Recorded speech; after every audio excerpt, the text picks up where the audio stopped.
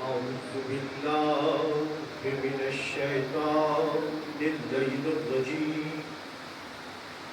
بسم الله الرحمن الرحيم الحمد لله رب العالمين والعاقبة للمتقين الصلاة والسلام على أشرف الأنبياء والمرسلين نور الأولين أبي القاسم محمد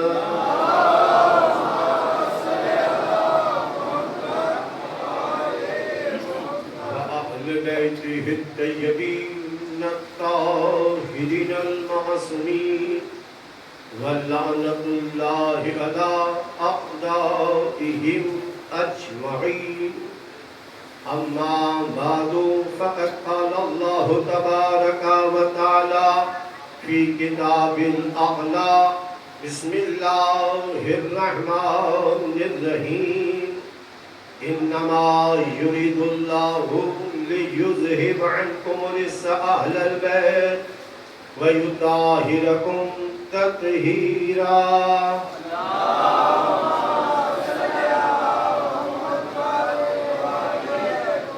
وقال رسول الله صلى الله عليه وآله وسلم زينوا مجالسكم بذكر علي بن أبي طالب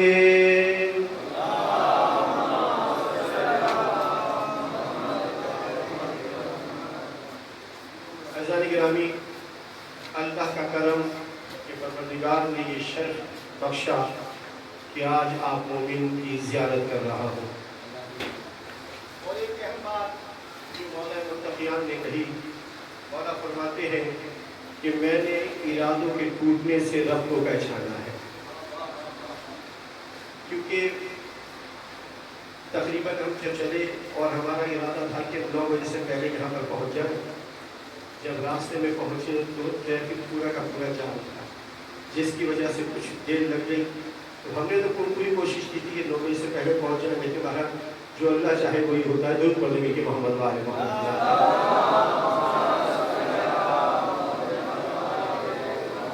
عزیزان گرامی، ابتداء کلام میں میں نے آپ کے سامنے قرآن مجید کی آیت تلاوت کی کہ جس میں اللہ فرما رہا ہے کہ بے شک اللہ کا ارادہ یہ ہے کہ اہل بیت نبوت ان سے ہر قسم کی نجاست کو دور رکھے، اور ایسے دور رکھے جیسے دور رکھنے کا حق ہے۔ مجھے اپنے بزرگوں کی دعا لینی ہے، میرے ساتھ سفر کریے گا۔ ایسا نگرامی، اللہ کہہ رہا ہے ان سے ہر قسم کی نجاست کو ہم نے دور رکھا ہے، اور رسول اکرم فرما رہے ہیں کہ زینوا مجالسکم بذکر علی بن ابی طالب۔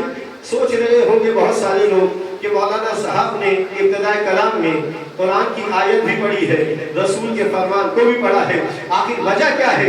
ابتداء کلام میں قرآن کی آیت بھی پڑھی گئی، رسول کے فرمان کو بھی پڑھا گیا۔ اس کی وجہ کیا ہے؟ تو عزیزان محترم، ہر سننے والے کو یہ ہم پیغام دیا کرتے ہیں کہ ہم مذہب شیعہ اثنا شریعہ خیر الولیہ کا دار و مدار یا تو قرآن پہ ہے یا مصطفیٰ کے فرمان پر ہے۔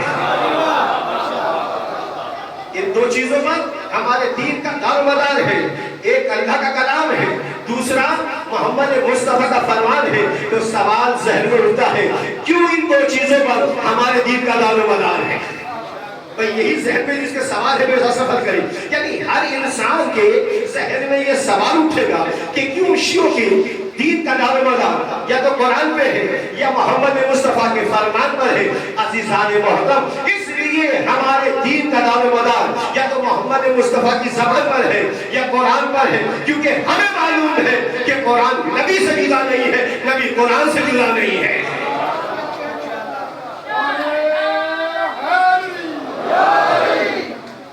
علی کا چاہنے والا جانتا ہے کہ قرآن نبی سے جدا نہیں، نبی قرآن سے جدا نہیں ہے۔ تو عزیزان محترم، اگر جب یہ بات مسلم ہے تو میرے ساتھ سفر کریے گا۔ جو میرا حق عقیدہ ہے، جو علی کا چاہنے والا ہے، میرے ساتھ سفر کرے۔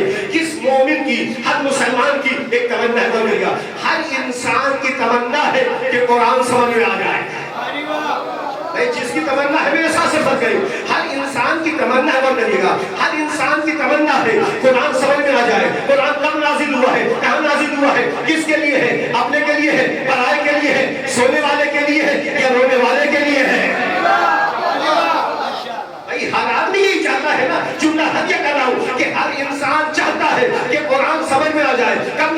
ہے؟ کہاں نازل ہوا ہے؟ اپنے کے لیے ہے، پرائے کے لیے ہے، سونے والے کے لیے ہے، رونے والے کے لیے، بھاگنے والے کے لیے ہے یا بھگانے والے کے لیے ہے؟ ہر آدمی کی یہی تمنا ہے نا کہ قرآن کی آیتیں سمجھ میں آ جائے، اس کا نزول سمجھ میں آ جائے. تو عزیزان محترم، علی کے چاہنے والے نسخہ دے رہے ہیں. جو چاہتا ہے قرآن سمجھ میں آ جائے، آیتیں سمجھ میں آ جائے، نزول سمجھ میں آ جائے، انہیں ایک نسخہ دے رہے ہیں. نسخہ تھام لو، قرآن سمجھ میں آ جائے گا. جس کے دل میں تمنا ہے کہ قرآن سمجھ میں آئے، اسے چاہیے میرے نبی کے دامن کو تھام لے. جب میرے نبی کے دامن کو تھامو گے تو یہ قرآن بھی سمجھ میں آ جائے گا، اس کا نزول بھی سمجھ میں آ جائے گا. جب نبی کے دامن کو تھامو گے. اور جملہ کہہ دو اپنے بزرگوں کی طرف سے، ان کی دعا لینی ہے. بھائی اب تک تو تمنا تھی کہ قرآن سمجھ میں آ جائے، اب تمنا ہو گئی ہے کہ نبی سمجھ میں آ جائے. بھائی اب تمنا ہو گئی ہے کہ نبی سمجھ میں آ جائے. نبی کا انداز کیا ہے، لہجہ کیا ہے، گفتار کیا ہے، انداز کیا ہے، بیان کیا ہے، سوتے کیسے ہیں، دیکھتے کیسے ہیں، سنتے کیسے ہیں، اپنوں میں کیسے ہیں، دشمنوں میں کیسے ہیں، امن میں کیسے ہیں، گھر میں کیسے ہیں، جنگ میں کیسے ہیں. تو ہم چاہتے ہیں کہ اللہ کا نبی سمجھ میں آ جائے. تو پروردگار نے کہا سنو، اگر نبی کو سمجھنا چاہتے ہو تو کسی کے پاس سے جانا، قرآن کے دامن کو تھام لینا. محمد کی ذات کا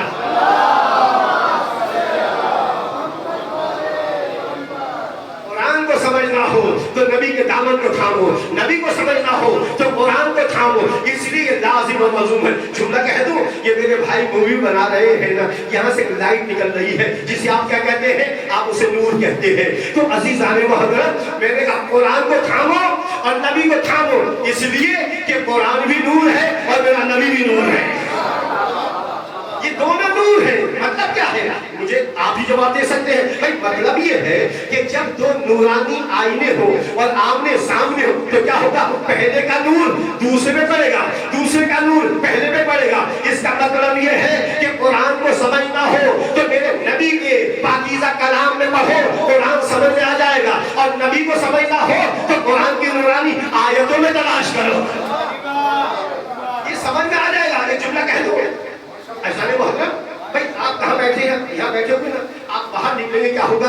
آسمان کی طرف دیکھیں گے. صحیح ہے نا؟ سمجھے قرآن کو اور سمجھے نبی کو. بھائی آپ گھر سے باہر نکلے، امام بارگاہ سے، مسجد سے باہر نکلے، جیسے گلی میں آئے، آپ نے آسمان کی طرف دیکھا، چمکتا ہوا آپ کو چاند نظر آیا. ایسا ہی ہے نا، چمکتا ہوا چاند نظر آ گیا، آپ کو چمکتے ہوئے ستارے نظر آ گئے. تو زمین والے تو عرش کو دیکھ رہے ہیں، عرش والے کس کو دیکھ رہے ہیں؟ اللہ اکبر، میرے جملے قدر کریے گا. زمین والے تو عرش کو دیکھ رہے ہیں کہ چاند چمک رہا ہے، ستارے چمک رہے ہیں. کبھی وہ یہ بھی تو بتائے کہ وہ آسمان والے کس کو دیکھتے ہیں؟ جملہ ہدیہ کر رہا ہوں، دعاؤں میں یاد رکھنا. مولا فرماتے ہیں جس گھر میں قرآن کی تلاوت ہوتی ہے اس گھر سے ایسا نور نکلتا ہے، آسمان والے زمین والے کی زیارت کرتے ہیں. اللہ اکبر.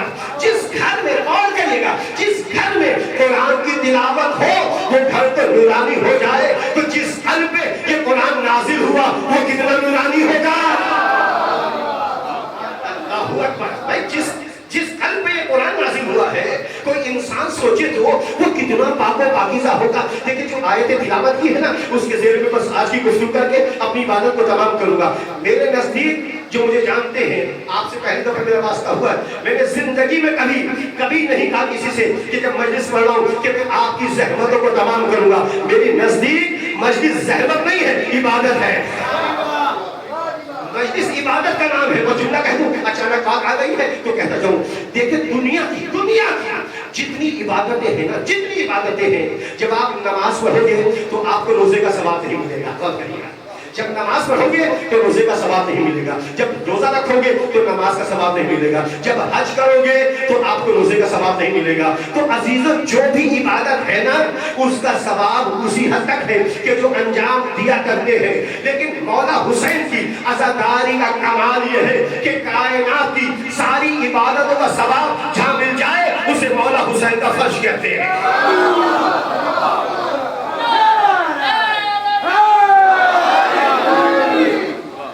جہاں پر تمام عبادت ہوگا، انسان کو کیا ملتا ہے؟ صلہ مل جاتا ہے، اللہ کی بارگاہ سے سے انعام مل جاتا ہے اسے فرش حسینی کہتے ہیں. جملہ کہتے ہیں اسے فرش حسینی نہیں کہتے. جملہ حقیقت کر رہا ہوں جس کی سماعتیں بلند ہے میرے ساتھ سفر کریے گا. جہاں پر بھی فرش حسینی بن جاتا ہے وہ فرش حسینی نہیں ہوگا, وہ اللہ کا مصلی بن جاتا ہے.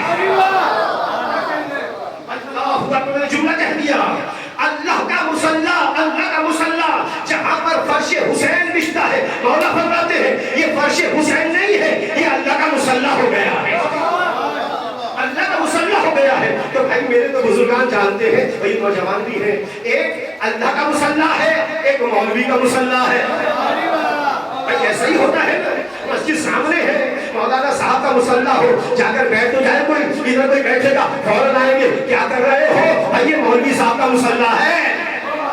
مولوی صاحب کے مصلی میں نہیں بیٹھتا ہے, تو اگر چاہیں گے آپ فوراً کھڑا کرنے والے یعنی فوراً کے کھڑے ہو جاؤ, مولوی کے مصلی میں بیٹھ گئے ہو. کمال یہ ہے کہ مولوی کے مصلی سے اٹھا دیا جاتا ہے, اللہ کے مصلی میں بٹھا دیا جاتا ہے. یہ اللہ کا مصلی ہے جہاں پر بھی فرش حسین بچتا ہے. خوش نصیب ہیں آپ یہاں پر بیٹھے ہوئے, آسمان والوں سے پوچھو ان کی تمنا کیا ہے. آسمان والوں کے دل میں تمنا یہ ہوتی ہے کہ جو یہاں سے چلا گیا ہے نا, جب بدن لے کر جاتا ہے تو بدن مہک رہا ہوتا ہے. جو نہیں آئے حسرت سے کہتے ہیں کہاں سے آئے ہو, آواز آتی ہے کہ حسین کا فرش بچھا تھا ہم اس سے آئے ہیں.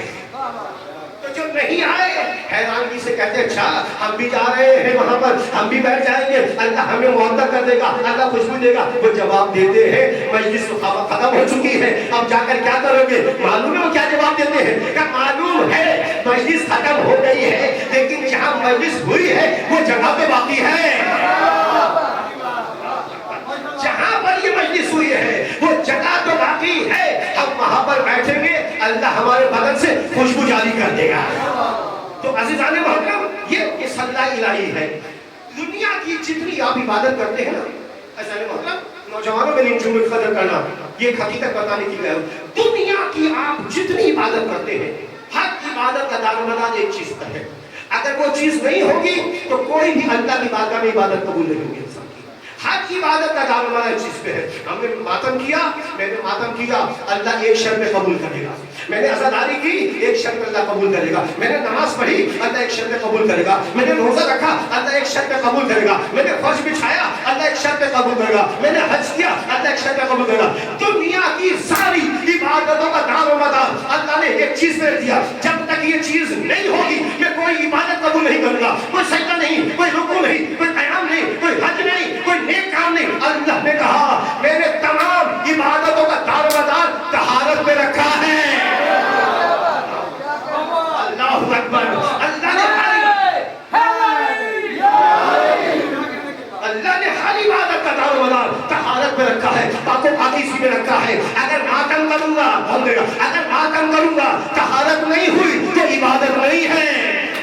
اگر مجلس میں بیٹھوں گا طہارت نہیں ہے تو عبادت نہیں ہے. اگر نماز پڑھوں گا پاک نہیں ہوں گا عبادت نہیں ہے. حج پہ جاؤں گا پاک نہیں ہوں عبادت نہیں ہے. اللہ نے کہا دیکھو یہ پاکیزوں کا گھرانہ ہے, یہاں پر نجاست کا کام نہیں ہے. اللہ اکبر. اللہ نے پاکیزہ گھرانے کی بات کرے گا. جو بھی آل محمد کے در پہ آتا ہے اللہ نے کہا انما یرید اللہ لیذھب عنکم الرجس اہل البیت ویطہرکم تطہیرا. آواز لوگ تھک گئے ہیں, بلکہ بابا سے بلند سے بات پڑھیں اس وقت آل محمد کا. یقین مانیے جتنی آپ کی تعداد ہے اس لحاظ سے درود تو بہت ہی ہلکا ہے, بلکہ بابا سے بلند سے بات پڑھیں اس وقت آل محمد کے ساتھ. اس آیت کے ذہن میں کچھ باتیں عرض کرنی ہے. اللہ نے کائنات کی تمام عبادت کا دارمدار کس میں رکھا ہے؟ اللہ نے طہارت میں رکھا ہے. اور اعلان ہوا انما یرید اللہ لیذھب عنکم الرجس اہل البیت ویطہرکم تطہیرا. اللہ کہتا ہے میرا ارادہ یہ ہے اے اہل بیت نبوت تم سے ہر قسم کی نجاست کو دور رکھو. ہر قسم کی نجاست کو, جملہ میں نے کہہ دیا جس کی سمجھ میں آ گیا. بھائی یہ نہ کہو کہ کون آیا ہے کوئی نہیں آیا ہے, یہ نہ کہو کہ کون آ کر بیٹھ گیا کون نہیں آ رہا ہے, نہ کہو کہ کون آ گیا ہے نہ کہو تو کون نہیں آیا. بس قرآن کی آیت دیکھو, اللہ نے کہا ہر قسم کی نجاست کو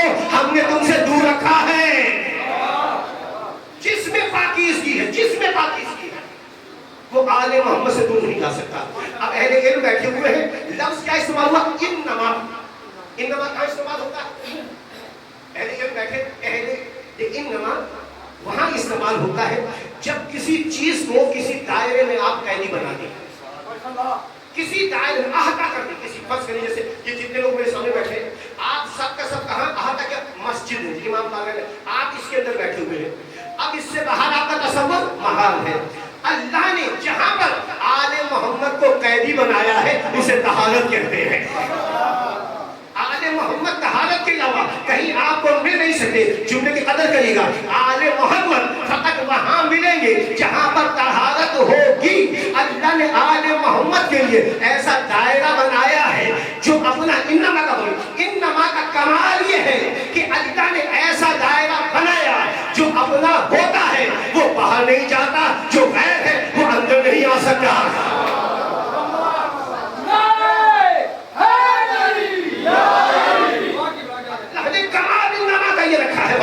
میں نتیجہ دوں گا کہ پروردگار نے انما کا ایسا بنایا ہے کہ جو اپنا ہوگا وہ کبھی بھی اس سے باہر نہیں جا سکتا. جو غیر ہے چاہے گا داخل ہوگا، سر تو پھٹ سکتا ہے، داخل نہیں ہو سکتا. کیونکہ اللہ نے اچھی بات یہ ہے میرے بھائی، آپ کی جتنی طاقت ہے نا، آپ ویسا اپنا گھر بناؤ گے، آپ کو خطرہ ہو دشمنوں سے تو کیا کریں گے؟ آپ میں جتنی توانائی ہے، جتنی طاقت ہے، آپ ویسے گھر بناؤ گے کوئی داخل نہ ہو جائے. جیسی ان کی طاقت ہے ویسا بنائیں گے. جو وزیر اعظم ہے وہ اس کے مطابق بنائے گا، جو پاکستان کی آرمی ہے وہ اپنے مطابق، یعنی جو جس قابل طاقت والا ہوتا ہے وہ ویسا ڈیفینس کا انتظام کرتا ہے. اب اللہ کہہ رہا ہے کہ یہ تم نے نہیں بنایا ہے، یہ ڈیفینس میں نے بنایا ہے.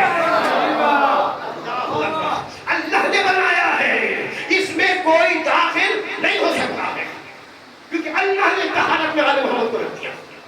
دیکھو انما یرید اللہ، اب جملے کی قدر کریں، اللہ کا ارادہ ہے. اچھا ارادہ کس کو کہتے ہیں؟ ارادے دو قسم کے ہوتے ہیں، دو قسم کے ارادے. ایک ارادہ تشریعی ہوتا ہے اور ایک ارادہ تکوینی ہوتا ہے. کیونکہ پہلی مجلس جب بھی جاتا ہوں جناب زہرا کے لیے پڑھتا ہوں، پھر بعد میں اپنے موضوع پہ آتا ہوں، تو پہلی مجلس میں تو ایسا نہیں ہوتا.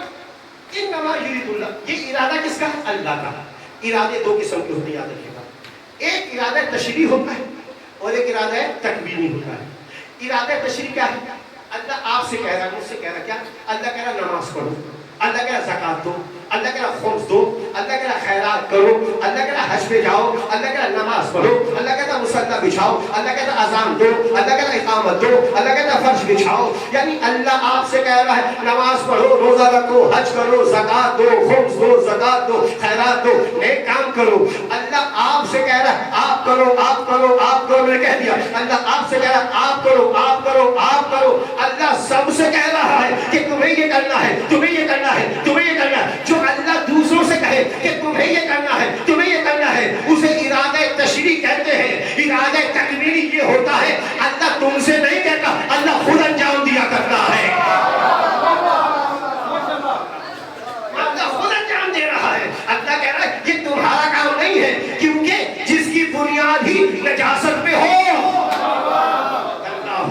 جن کی بنیاد ہی نجاست پہ ہو، وہ طہارت کا کیسے خیال رکھیں گے؟ جس کو اللہ کا یہ ہم نے بنایا ہے، انہیں ہر نجاست سے دور رکھا ہے. اس کا مطلب یہ ہے کہ جہاں پر بھی نجاست ہوگی آل محمد قریب نہیں آ سکتے.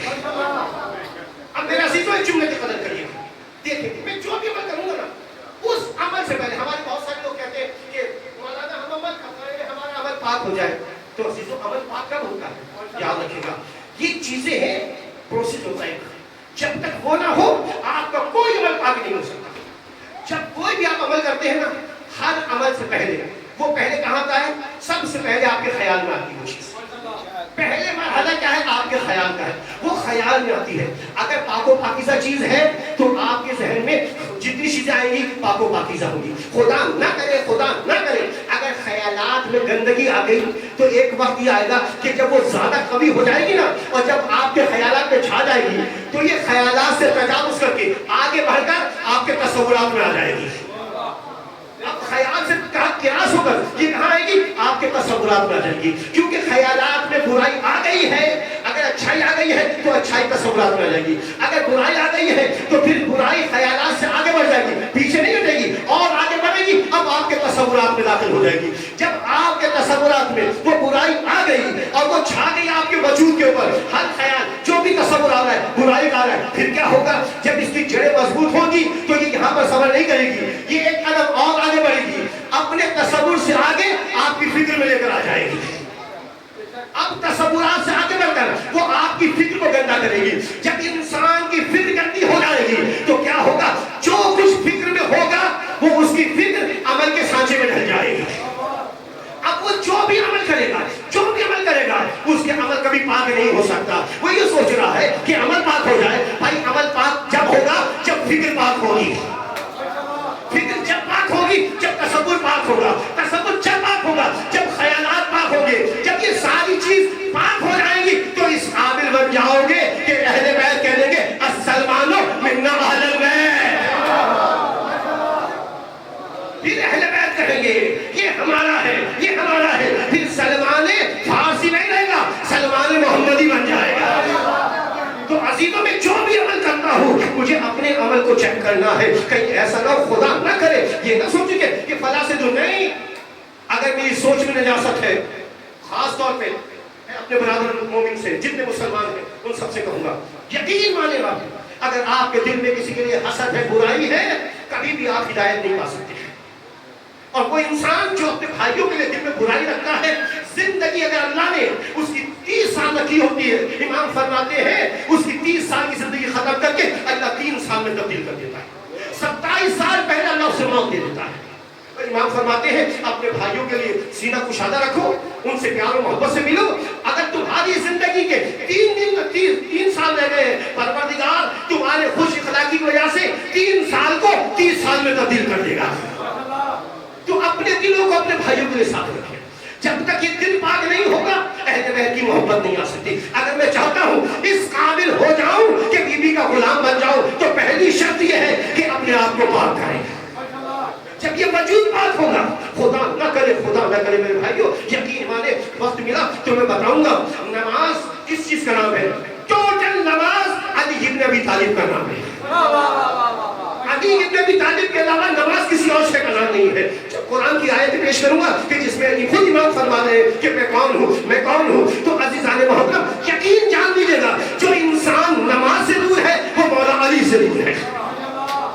جو شخص بھی نماز سے دور ہوگا وہ لاکھ سے بھی کہے وہ کبھی بھی مولا علی کے قریب نہیں آ سکتا. جو روایات کے الفاظ ہیں نا, وقت ملا تو بتا دوں گا. تو عزیزان محترم اللہ نے کہا کہ اللہ نے ہر قسم کی نجاست سے اہل بیت کو پاک و پاک رکھا. اب آ جائے اس میں تحقیقی گفتگو کر رہے ہیں. بھائی ہمارے مسلمان بھائیوں نے کہا, ہمارے سب مسلمان بھائی اللہ نے زندگی صحت اختلاف ہر جگہ ہوتے, اس کا مطلب یہ تو نہیں آپس میں لڑائی جھگڑا کریں. ہر جگہ بھائی ان کی اپنی نگاہ ہے, ہماری اپنی نگاہ ہے. اب یہاں پر دیکھیں 2 چیزیں ہوتی ہیں, بہت اہم گفتگو کر رہا ہوں. دیکھیں میرے سامنے جتنے مرد بیٹھے ہوئے ہیں, جب میں مرد میرے سامنے ہوں میں ان سے خطاب کروں تو عربی میں اگر ایک ہے تو کہیں گے کا, ایک ہے تو کا, 2 ہے سامنے ہو تو کہیں گے کما, بہت سارے ہو کہیں گے کم. صحیح ہے, بہت سارے ہو کم. صحیح, ایک ہو کا, 2 ہو کما, بہت سارے ہو کم. اسی طرح ایک عورت ہو کہیں گے کاف سے کی, کافی جیسے ہوا. صحیح ہے, تو یہ ایک عورت, 2 ہو کما, زیادہ ہو کننا, اس طرح کے لفظ ہوتے ہیں. اسی طرح اگر سامنے نہ ہو, غائب ہو تو اس کے لیے ہننا کننا لفظ بنتا کننا. یہ سمجھتا. اب آئے یہ جو آیت نازل ہوئی نا تقریباً 40 سے 50 حدیثیں ہیں اس کے اوپر, 40 سے 50. بہت قیمتی جملے کہہ رہا ہوں, خدا کے جملے پہنچ گئے, میری محنت وصول ہو جائے گی آج کی. لیکن انما یرید اللہ. اب ہمارے مسلمان بھائیوں نے کہا اصل میں بات یہ ہے, یہ جو سورہ احزاب ہے نا یہ اس کی آیتیں ہیں. اللہ نے ساری گفتگو کی اس سے رسول کی بیویوں سے, پوری گفتگو رسول کی بیویوں سے. جو بھی رسول کی بیویاں ہیں وہ مومنین کی مائیں ہیں. ٹھیک ہے نا, اللہ نے ساری گفتگو کی ہے رسول کی ازواج مطہرات سے. اچھا اس کے بعد یہاں پر جو انما یرید اللہ لیذھب عنکم الرجس اہل البیت ویطہرکم تطہیرا کے بعد جو آخری آیت ہے اس میں بھی عورتوں سے خطاب ہے. اس سے پہلے جتنی آیتیں ہیں اس میں بھی عورتوں سے خطاب ہے. فقط یہ واحد سورہ ہے جس میں اللہ کا انداز ہی تبدیل ہو گیا ہے. اس میں سارا انداز تبدیل ہو گیا. دیکھیں اللہ نے اس سے پہلے جو نبی کی بیویوں سے کہا ہے نا ازواج مطہرات سے, اللہ نے کہا اے نبی کی بیویوں, کیا کہا, اے نبی کی بیویوں دیکھو اگر تم اپنے آپ کو پاک و پاکیزہ رکھنا چاہتی ہو تو کسی نامحرم سے نرم لہجے میں بات نہ کیا کرو.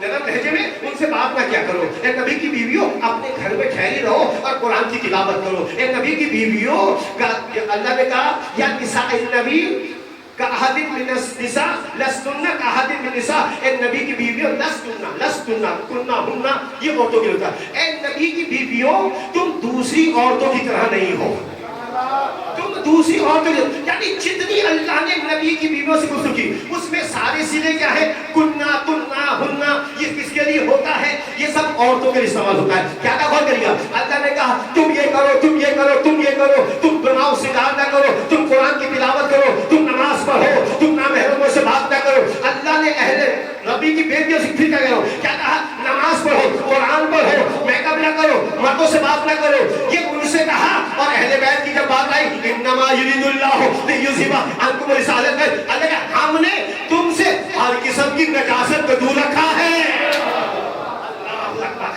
अहले बैत की बारी में आकर अल्लाह अहले बैत की कसीदा ख्वाली कर रहा है। अच्छा अब लफ्ज क्या है, देखें लफ्ज क्या है, इन्नमा युरिदुल्लाहु लियुज़हिबा अन्कुम अन्कुम अन्कुम अहलल बैत व युताहिरकुम कुम तनहीरा। अल्लाह ने किसको इस्तेमाल किया, कुम का इस्तेमाल हुआ दोनों जगह पर अल्लाह ने।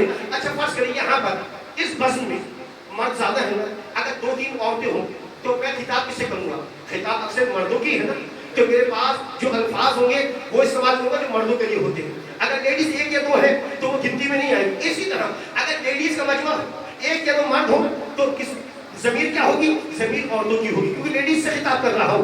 तो अज़ीज़ाने मोहतरम अल्लाह कह रहा है इन्नमा युरिदुल्लाहु लियुज़हिबा अन्कुम रिसालत बैत व युताहिरकुम तत्हीरा।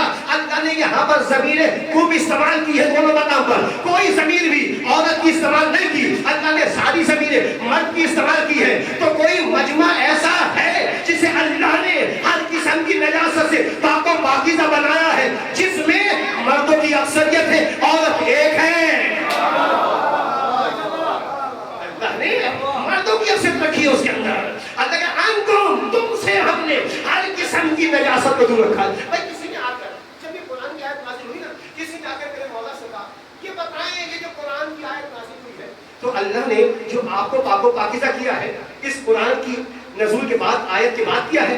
इमाम ने कहा अभी जवाब देता हूँ। इमाम ने कहा बता क्या तूने सूरह तौहीद पढ़ी है, क्या तुमने सूरह तौहीद पढ़ी है, कहाँ पढ़ी है, इमाम ने पढ़ के सुना कि बिस्मिल्लाहिर्रहमानिर्रहीम कुल हुवल्लाहु अहद अल्लाहुस समद लम यलिद व लम यूलद व लम यकुल लहू कुफुवन अहद। जब तिलावत कर ली इमाम ने मुस्कुरा कर कहा ये बता अल्लाह लम यलिद व लम यूलद इस आयत के नाजिल होने के बाद हुआ या पहले था, बता कब था। कब बोला ये भी कोई बात है, अल्लाह इस आयत का मोहताज नहीं है, अल्लाह जब से है लम यलिद व लम यूलद है, वो आयतों का मोहताज नहीं है, वो सूरह का मोहताज नहीं है कि सूरह आकर बताएगी तो वो लम यलिद व लम यूलद है, वो जब से है लम यलिद व लम यूलद है। इमाम ने कहा जैसे अल्लाह जब से है लम यलिद व लम यूलद है, इसी तरह अल्लाह ने हमें जब से बनाया है पाको पाकीज़ा बनाया है।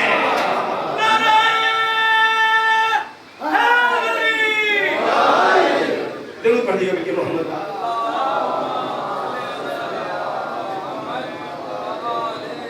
अल्लाह ने हमें जब से बनाया है, अल्लाह ने पाको पाकीज़ा बनाया है। अब देखिए दलील देखें किस तरह आले मोहम्मद की अज़मत घटाना चाह रहे हैं, किस अंदाज से दाखिल हुए। अब जब ये आयत नाज़िल हुई ना, मैंने बताया कितने 40 से मेरे जुमलों को याद रखिए 40 से 56 तरीके हैं 56 कि जो बयान किया गया इसमें। अब कहा गया देखो बात ये है अहले बैत की अज़मत देखो कैसे घटा रहे हैं, कहने कि अब रिवायतें किस मुख्तलिफ है ना।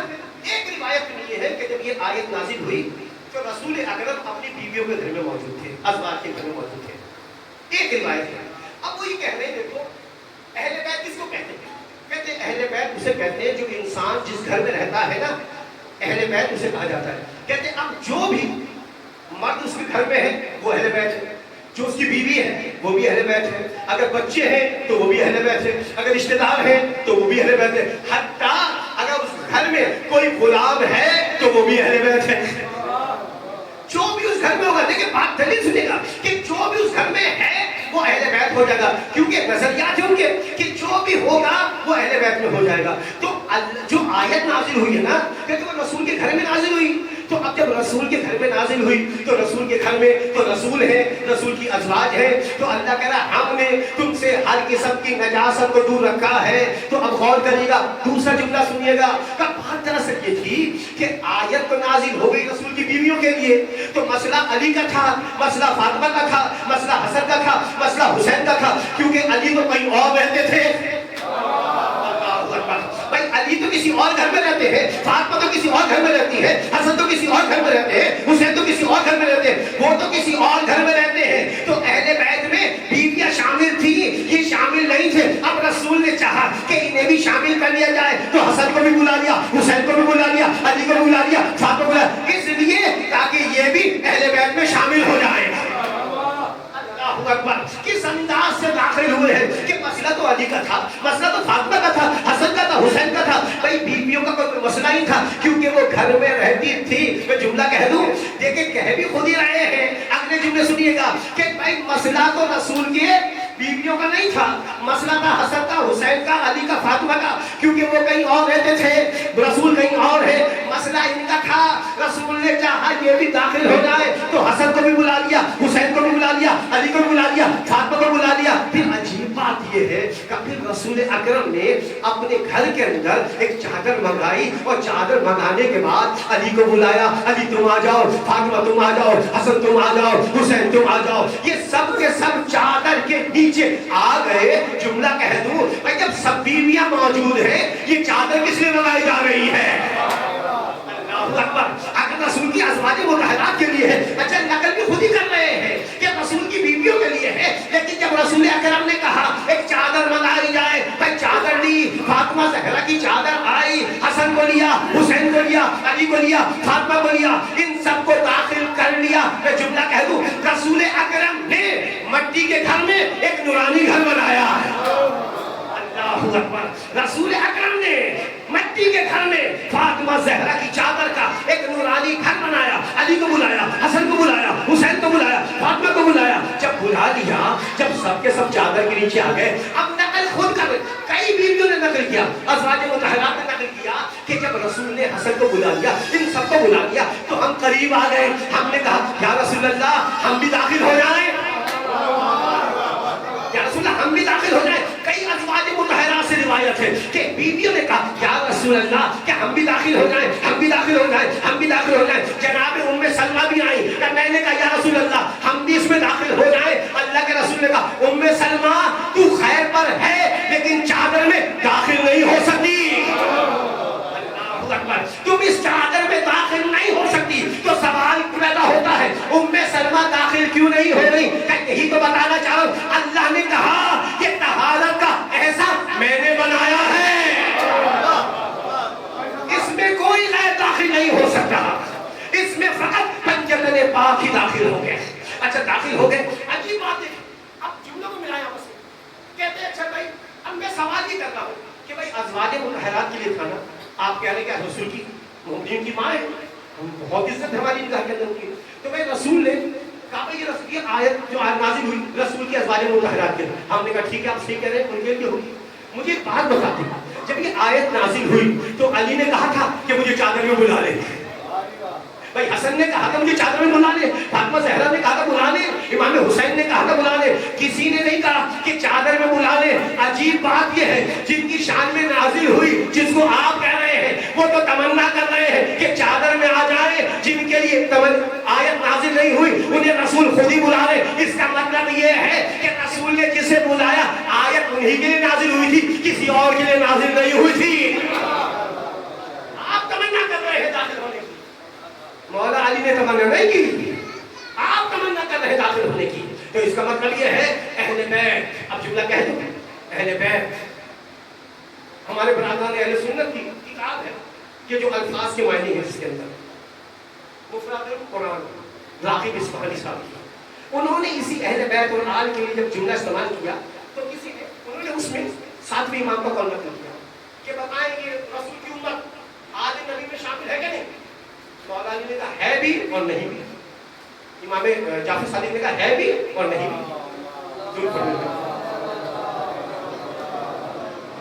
بابا سے بلند سے بات پڑی امام جعفر صادق کے نام کی۔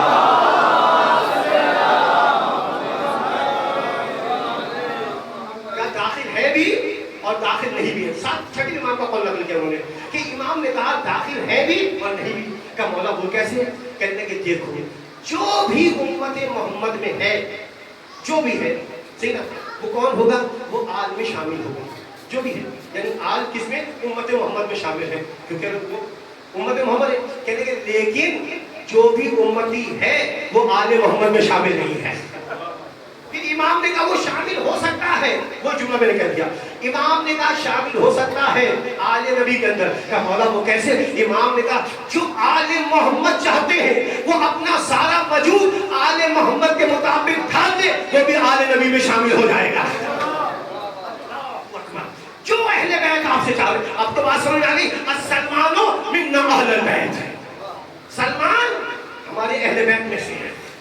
جو علی نے چاہا, جو فاطمہ زہرا نے چاہا, سلمان زندگی بھر وہی کرتا رہا. بس ختم کرو اپنی بات کو. عزیزو ان کے برادر آ گئے ہیں, فاطمہ زہرا کی عظمت کا اندازہ لگائیں گے. رابی کہتا ہے کہ بہت چھوٹی تھی فاطمہ زہرا, بہت چھوٹی تھی, کیونکہ پہلی مجلس جناب فاطمہ سے منسوب اصل بانی وہ ہے کہ بہت چھوٹی تھی. بہت سارے صحابہ کرام بیٹھے ہوئے تھے, اللہ کے رسول گفتگو کر رہے تھے. اتنے میں کیا ہوا کہ گھر کا پردہ ہٹا, فاطمہ زہرا کھیلتی ہوئی باہر گئی. کہنے کہ ہم نے کیا دیکھا, جیسے ہی رسول کی نگاہ فاطمہ پہ پڑی تعظیم کے لیے کھڑے ہو گئے. کہ بچی کھیلتی ہوئی آئی تھی, ایک چکر لگایا واپس گزرے میں چلی گئی. کہنے کہ بھی اللہ کے رسول بیٹھے تھے, فوراً فاطمہ زہرا پھر کھیلتی بھی آئی, اللہ کے رسول کی نگاہ پڑی, فوراً تعظیم کے لیے کھڑے ہو گئے. بچی پھر کھیلتی ہوئی اندر چلی گئی. کہنے کہ بیٹھی تھے رسول, پھر بچی آئی اور کھیلتی ہوئی جیسے رسول نے دیکھا پھر تعظیم میں کھڑے ہو. کہتے کہ تمام واقعے کے اندر 17 بار فاطمہ آئی ہے اور رسول 17 بار تعظیم کے لیے کھڑے ہو گئے. اللہ کا رسول 17 بار فاطمہ زہرا کی تعظیم کے لیے کھڑا. اس لیے بتا رہا ہے مسلمانوں, میری نگاہ میں فاطمہ کی عظمت کیا ہے, اس کا مقام کیا ہے. عزیزو مجھے نہیں معلوم بات رسول فاطمہ زہرا پہ کیا قیامت ڈھائی گئی, لیکن تاریخ نے کہا بی بی یہ کہتی کہتی اس دنیا سے چلی گئی. بابا آپ کے جانے کے بعد مسلمانوں نے وہ قیامت ڈھائی ہے, وہ ظلم ڈھائے ہیں. اگر چمکتے ہوئے دنوں پہ پڑتے تو سیاہ راتوں میں تبدیل ہو جاتے.